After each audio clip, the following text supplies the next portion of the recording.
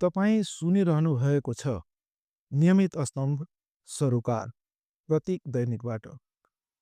आजको विषय रहेको छ निर्वाचनमा बाचाको पहाड र पर्साको कठोर यथार्थ। निर्वाचनमा बाचाको पहाड र पर्साको कठोर यथार्थ। अब सुन्नुहोस् विस्तारमा। महाभारतमा यक्ष युधिष्ठिर संवादको एउटा गम्भीर प्रसङ्ग आउँछ। यक्षले युधिष्ठिरलाई प्रश्न गर्छ, यो संसारमा सबैभन्दा ठुलो बोझ के हो? युधिष्ठिर उत्तर दिन्छन्, अधुरो बाचा। किनभने अधुरो बाचा न बिर्सन सकिन्छ न सजिलै पूरा गर्न सकिन्छ। यही अधुरो बाचाको बोझ आज पर्सा जिल्लाको राजनीतिक परिवेशमा स्पष्ट रूपमा देखिन थालेको छ। जहाँ निर्वाचन नजिकिँदै जाँदा बाचा त असङ्ख्य छन्, तर पूरा गर्ने नैतिक भार कसैले उठाउँदैन। प्रतिनिधि सभा सदस्यका लागि फागुन 21 गते हुने निर्वाचन अब केही साता मात्र बाँकी छ। समय छुटिँदै जाँदा पर्सा जिल्लाका 4वटै निर्वाचन क्षेत्रको गतिविधिले सबैलाई रन्काएको छ। चारै क्षेत्रमा गरी 100 भन्दा बढी उम्मेदवार हुनु सामान्य प्रतिस्पर्धा होइन। आकांक्षा, असन्तोष, रणनीति र अवसरवादको मिश्रण हो।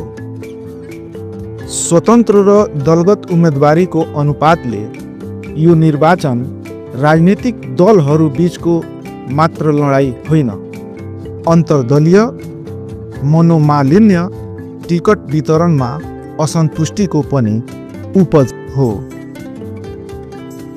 कुनै निर्वाचन क्षेत्रमा 3 दर्जन हाराहारी उम्मेदवार छन्, कतै 2 दर्जन भन्दा बढी, कतै केही कम। तर 4वटै क्षेत्रमा साझा कुरा एउटै छ, घनीभूत प्रतिस्पर्धा। यस्तो भिडभाडमा विकासको साझा दृष्टिकोण भन्दा व्यक्तिगत महत्वाकांक्षा हावी हुने खतरा स्वाभाविक हुन्छ। स्वतन्त्र उम्मेदवारीको उल्लेख्य उपस्थिति पर्सा जिल्लाको यस निर्वाचनको प्रमुख विशेषता बनेको छ। बाहिरबाट हेर्दा यसलाई वैकल्पिक राजनीतिक चेतना भनेर व्याख्या गर्न सकिन्छ, तर भित्री तहमा पुग्दा स्वतन्त्र उम्मेदवारीको चरित्र एकरूप छैन। स्वतन्त्र उम्मेदवारी दलगत राजनीतिबाट आजित भएर जन्मिएका छन्, कतिपय वैचारिक असहमतिबाट। तर कतिपय स्वतन्त्र उम्मेदवारी निर्वाचन आचार संहितालाई खुचिङ देखाउन प्रयोग भएका आरोपहरू पनि खुलेर सुन्न थालेका छन्। स्वतन्त्रता जब विचारभन्दा सुविधा र रणनीतिक आवरणमा रूपान्तरण हुन्छ, तब लोकतन्त्रको आत्मा कमजोर बन्छ। निर्वाचन आयोगले आचार संहिता जारी गरेको छ।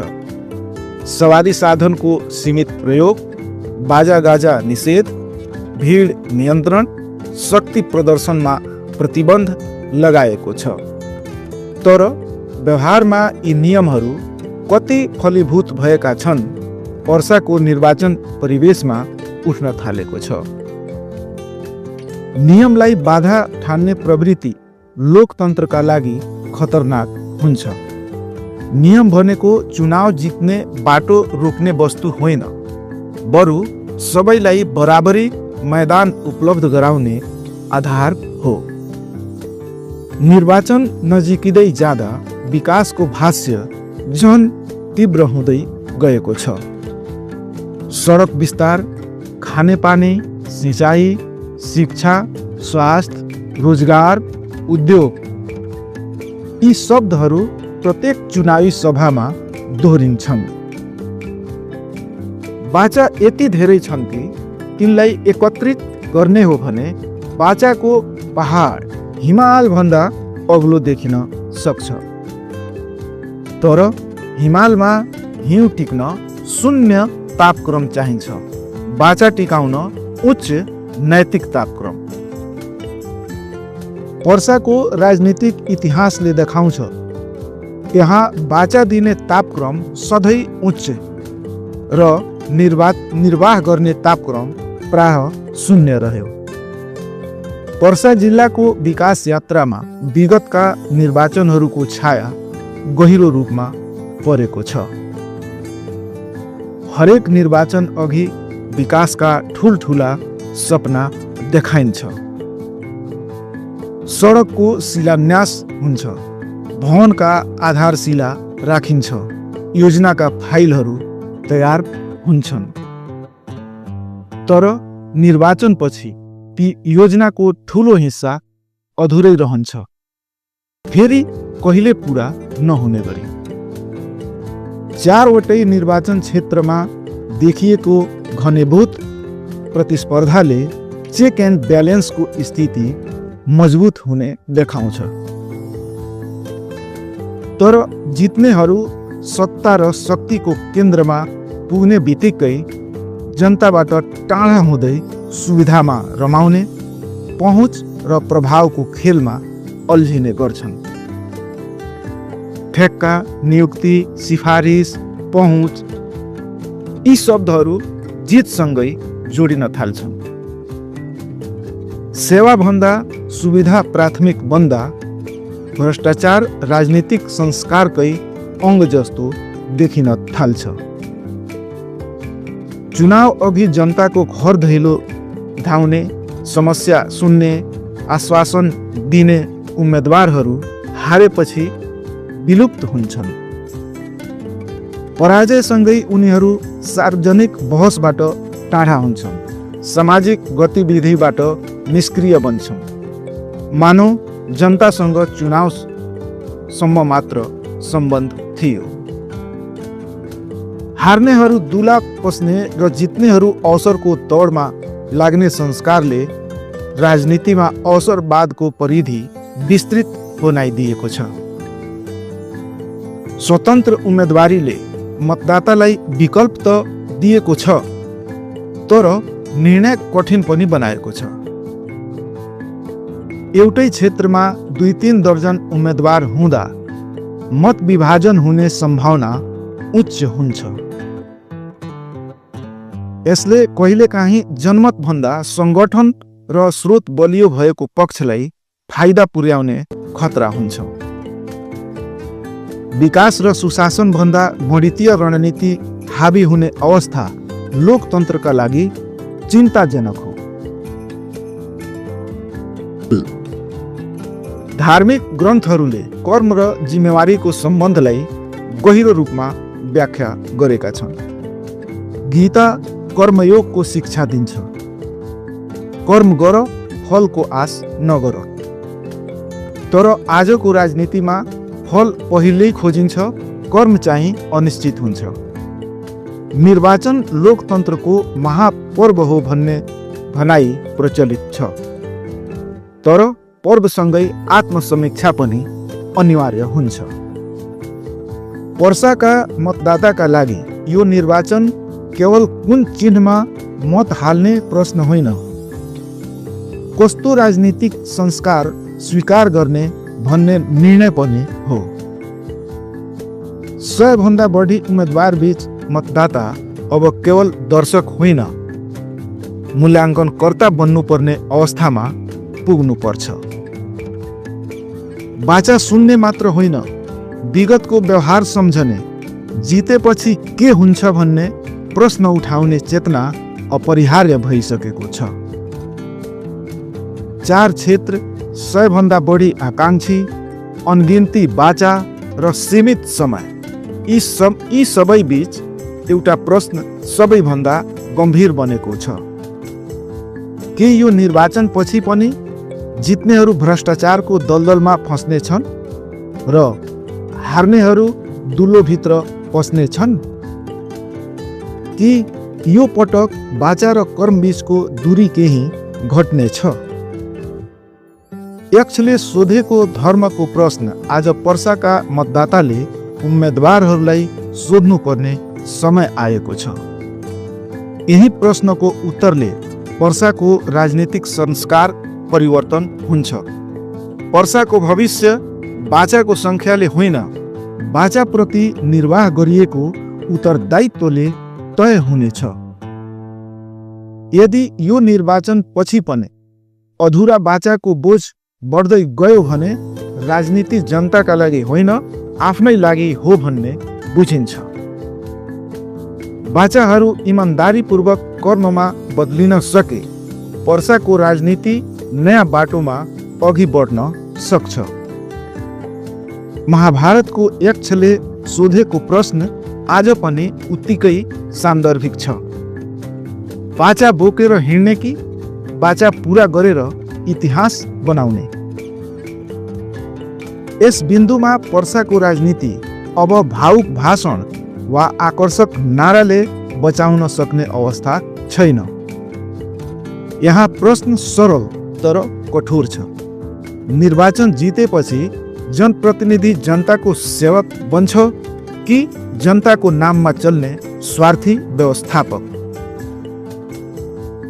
विगतका अनुभवहरूले देखाएको छ, जित्ने बित्तिकै धेरैको प्राथमिकता जनता होइन, पहुँच हुन्छ, विकास होइन, नियन्त्रण हुन्छ, उत्तरदायित्व होइन, सुरक्षित घेरा निर्माण हुन्छ। भ्रष्टाचार आकस्मिक घटना होइन, निर्वाचन जितेपछि सुरु हुने अदृश्य सम्झौताको परिणाम हो, जहाँ बोल्नेहरू चुप लाग्छन् र सोध्नेहरू थाक्छन्। अझ विडम्बना त पराजित हुनेहरूको मानसिकताको हो। हार्नु राजनीतिक यात्राको अन्त्य होइन, तर पर्सामा हार्नु भनेको सार्वजनिक जीवनबाट हराउनु जस्तै बनेको छ। चुनावमा जनताको घर दैलो चहार्नेहरू पराजयसँगै सामाजिक जिम्मेवारीबाट भाग्छन्। न खबरदारी, न वैकल्पिक राजनीति, न सार्वजनिक बहस। हार्नेहरू दुलो पस्ने र जित्नेहरू राज्य सत्ताको छायामा स्वाद चाख्ने संस्कारले लोकतन्त्रलाई नै खोक्रो बनाइरहेको छ। यस्तो अवस्थामा भ्रष्टाचारले ठाउँ नपाउने कुनै कारण छैन। जब हार्नेहरू मौन हुन्छन्, जनता निष्काम बन्छ, तब जित्नेको खुदो पल्टिन्छ। निर्वाचन आयोग, कानुन, आचार संहिता यी सबै कमजोर बन्छन्, किनकि वास्तविक नियन्त्रण जनताको निरन्तर निगरानीबाट मात्र सम्भव हुन्छ। पर्सामा समस्या व्यक्ति होइन, संरचना हो, जहाँ चुनाव जित्नु 5 वर्षको कपाली तमसुक पत्र जस्तै प्रयोग हुँदै आएको छ। अब प्रश्न उम्मेदवारले के भने होइन, मतदाताले के सहने के नसहने भन्ने हो। बाचा पुरा नगर्दा कुनै मूल्य नचुकाउनु परेको इतिहासले राजनीतिलाई लापरवाह बनाएको छ। जब जनता कराउँदैन, नेताले स्वार्थ लिप्त हुन्छ अनि यसले पर्साको राजनीतिलाई पटक पटक उही खाडलमा धकेलिरहन्छ। यो निर्वाचनपछि पनि हार्नेहरू सुटुक्क हराए, जनता मौन बस्यो भने जित्नेहरू भ्रष्टाचारको सुरक्षित यात्रामा लाग्ने छन्। लोकतन्त्र मतपेटिकामा बन्द हुने मात्र हुँदैन, निरन्तर प्रश्नमा बाँचिरहन्छ। अब पर्साका मतदाताले निर्णय गर्नुपर्ने बेला आएको छ। बाचा सुनेर बिर्सिदिने कि त्यसलाई बेलामा राजनीतिक सबक सिकाउने? यसै निर्णयले पर्साको राजनीति बदलिन्छ, नत्र अधुरा बाचाको पहाड हरेक निर्वाचनसँगै अझ अग्लो, अझ असह्य बन्दै जान्छ। आजको स्तम्भ यही समाप्त हुन्छ। यो अडियो स्तम्भ प्रतीक दैनिकमा 2082 माघ 12 गते प्रकाशित लेखमा आधारित छ। तपाईँको प्रतिक्रिया, सुझाव र विचारहरू साझा गर्न नबिर्सिनुहोस्। म राजेश मिश्र फेरि भेटौँला अर्को स्तम्भमा। नमस्कार, प्रणाम।